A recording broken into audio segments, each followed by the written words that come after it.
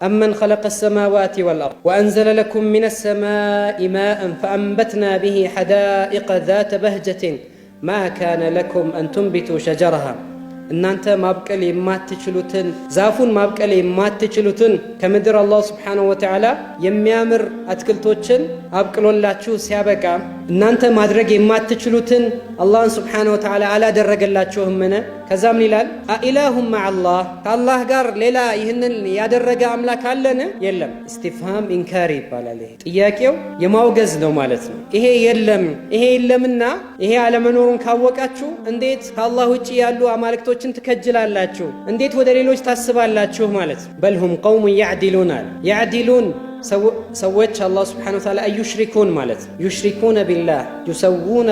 ገይረ አላህ ቢላህ ከአላህ ጋር ሌሎችን እኩል ያደርጋሉ ማለት ይሄ ነው ትክክለኛ የሽርክ ማዕና ተላሂ ኢንኩና ለፊ ضلال ሙቢን ኢዝ ኑሰዊኩም ቢረቢል ዓለሚን እንዳሉት ማለት ነገ አኺራ ላይ በርግጥ ግልጽ ጥፋት ውስጥ ነበርን እናንተን ከአላህ ጋር ለአማልክቶቻቸው ነው የሚሉት ከአላህ ጋር እኩል ባደረግናችሁ ጊዜ ይላል ይሄ ነው ተስዊየቱ ገይሪላህ ቢላህ እንዲህ አይነቱ የነሱ አካሄድ ነውና አላህ በልሁም ቀውሙ ያዕዲሉን أمن جعل الأرض قرارا وجعل خلالها أنهارا الله سبحانه وتعالى مدرن يرقى በመካከሎቿ ደግሞ ወንዞችን ያፈሰሰ وجعل لها رواسي ተራሮችንም الله سبحانه وتعالى አድርጎባት ያጸናት የሆነው አምላክ وجعل بين البحرين حاجزا በተአምሩ በባህሮች መካከል ጨዋማውና ሌላው የሚለይበት ግርዶሽ ያደረገ ተአምር ነው ማናቀው ሚስጥሩን ማናቀው ማንደርስበት በሆነ መልኩ አይቀላቀሉም مرج البحرين يلتقيان بينهما برزخ لا يبغيان አንድ ወደ አንዱ አያልፍም الله سبحانه وتعالى ለይቶታል ይህንን ያደረገው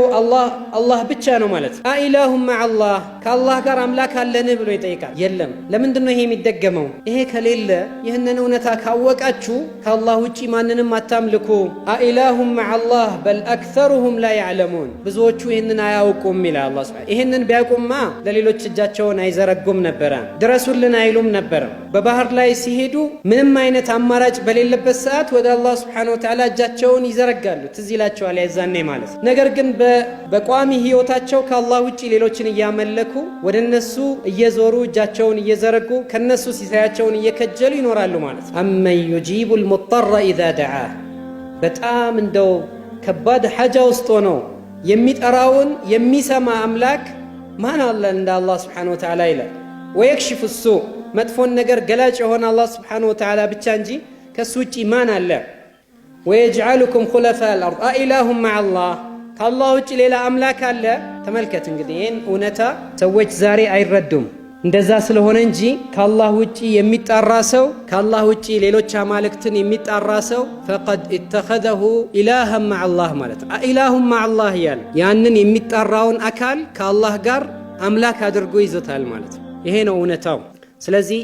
የአላህን ብቸኛ ጌትነት ካጸደቀ በኋላ ከአላህ ውጪ ያሉ አማልክትን የሚያመልክ ሰው ከራሱ ጋር የሚጋጭ ያረጋገጠውን ነገር መልሶ የሚክድ ከሃዲ ማለት እሱ ነው ማለት ነው ይሄ ሊታረም ይገባል ቁርአን ያብራራው የገለጸው ያሰረጸው እውነታ ነው ማለት ነው